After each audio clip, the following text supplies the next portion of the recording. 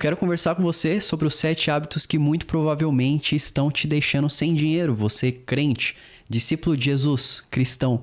A gente vai dar uma olhada em cada um deles e também como resolver, porque não adianta só olhar o problema, mas é interessante também dar uma olhada na solução. Se você não me conhece, eu sou Leonardo Siqueira, eu sou especialista em investimentos e consultor financeiro. Então eu estudo diariamente sobre isso, ajudo os meus clientes e vai ser um prazer poder te ajudar também. Então vamos aqui nesse mapa mental que eu fiz para a gente dar uma olhada. E qual será que é o primeiro? Esse primeiro eu confesso que muitos caem e ele é muito perigoso. Comprar para impressionar outros cristãos, para você impressionar na sua igreja. Por que que é perigosíssimo? Primeiro, às vezes você tem um salário, uma condição financeira que não é condizente com as coisas que você quer comprar, com as coisas que você quer sustentar. Então imagina que você ganhe 5 mil reais por mês e você pensa, nossa, eu quero comprar um Rolex de 50 ou uma bolsa muito cara para impressionar, para mostrar essa tua prosperidade, que você é de Deus, quando as coisas não se unem, não faz sentido. Sabe, prosperidade não é igual você estar bem no seu relacionamento com Deus, são coisas completamente diferentes.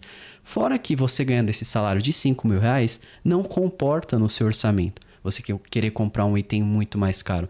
E aí muitos entram em dívida, se afundam, prejudicam completamente uma estratégia ou a própria vida financeira.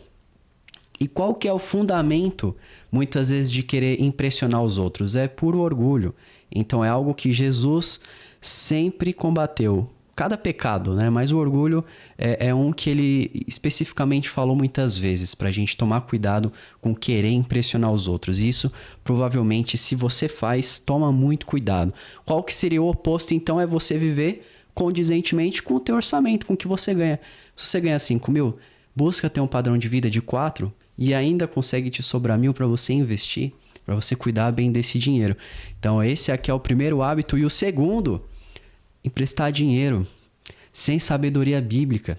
Se você seja um parente, um amigo, um colega, e ele vive te pedindo aquele dinheirinho emprestado, seja 100, 200, 1.000 reais, e você pratica agiotagem, toma cuidado, porque essa pessoa pode não te pagar, então você corre o risco do calote. Mas também faltam princípios bíblicos. Você não pede conselho para talvez o teu líder espiritual, não sei, da igreja que você frequenta, ou pergunta para pessoas qual seria a melhor estratégia para emprestar e você sai aí dando para sua família, para os teus amigos, corre o risco do calote, o que é perigoso. Então toma muito cuidado, porque você pode sim estar se afundando em dívidas ou ficando sem dinheiro, porque você empresta, não recebe de volta. E não tem, assim, não é que necessariamente existe algo de errado com emprestar, mas você precisa fazer isso com sabedoria, pedindo conselhos. Se você tem um familiar que está precisando, seja para pagar uma consulta médica, comprar um remédio, porque ele está passando necessidade, você não vai deixar de ajudar essa pessoa, com certeza. A gente tem esse princípio, né? Esse valor de amar e cuidar do próximo, com certeza. Mas faça isso com sabedoria. Não simplesmente saia distribuindo. Então esse é um outro hábito que infelizmente prejudica a vida de muitos crentes. Toma cuidado com esse. O terceiro, gastar por impulso sem orar antes.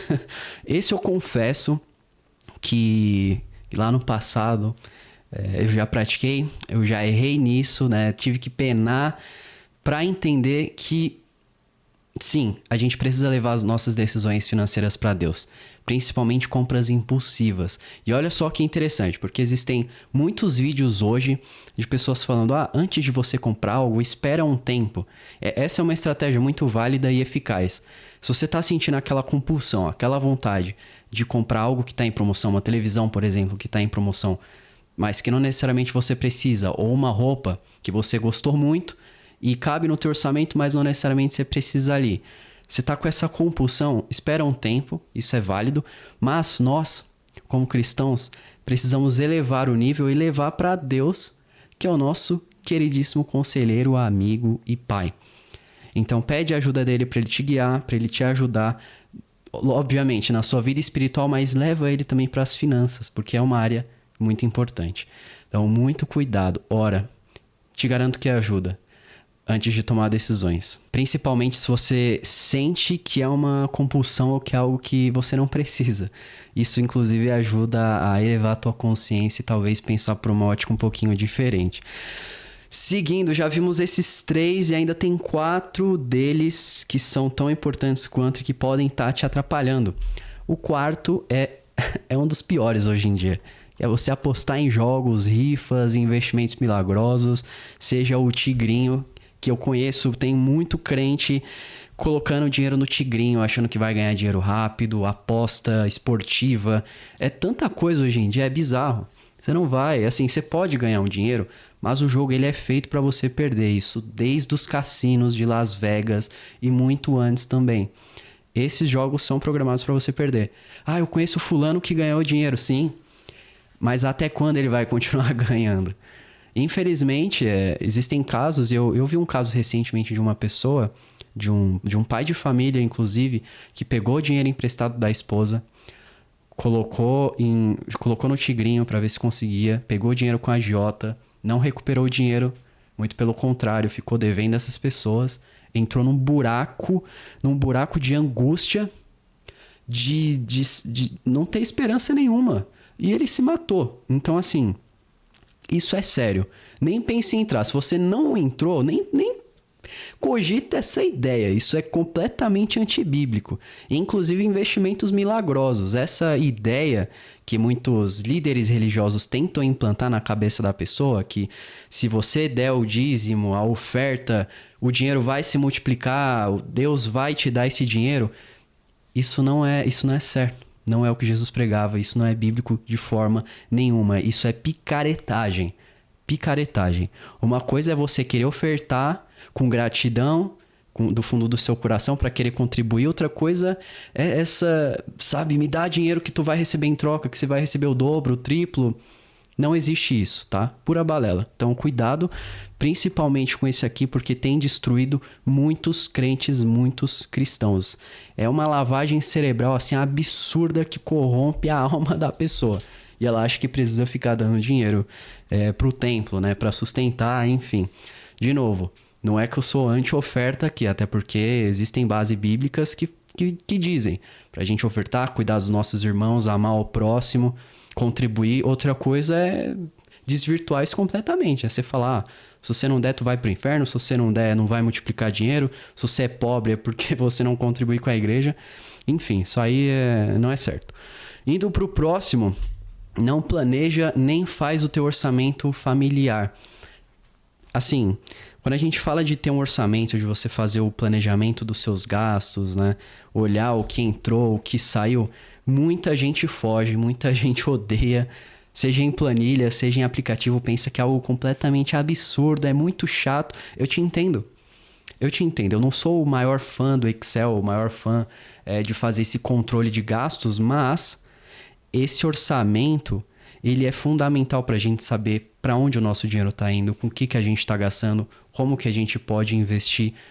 Então, dos meus próprios clientes, né, que negligenciavam isso, a partir do momento que eles implementaram esse hábito na vida deles, muita coisa mudou. Eu até brinco que essa é a base da educação financeira, né? São 3 pontos principais. A gente não estourar o nosso orçamento, a gente se pagar primeiro, ou seja, assim que a gente recebe o nosso salário, a gente já investe e aí cuida das outras contas, e fazer o controle de gastos, que é fundamental. Então, toda família ou indivíduo precisa disso aqui. Eu sei que talvez já tenham te falado, talvez você já tenha visto em outro vídeo de educação financeira, mas é essencial. É como um hábito, é como ir na academia, é como comer comida saudável. No começo é difícil, é como ler um livro. Você fica lá penando, nossa, que chato, não aguento mais. Mas depois você pega a prática, você pega o jeito e vai fluindo muito melhor e você vai até começando a gostar. E você fala, caramba, esse mês eu consegui investir esse valor. Esse mês eu acabei gastando com algo que eu não deveria. Isso te traz consciência. Então isso é algo que o não fazer é um hábito terrível e que te deixa sem dinheiro. E fazer esse controle abre sua mente e te ajuda demais financeiramente. Faltam 2 e vamos para o próximo, que é não ter propósito financeiro definido por Deus. Esse aqui é um vídeo para crentes, para cristãos, por isso que eu tô com esse viés aqui, porque eu também sou.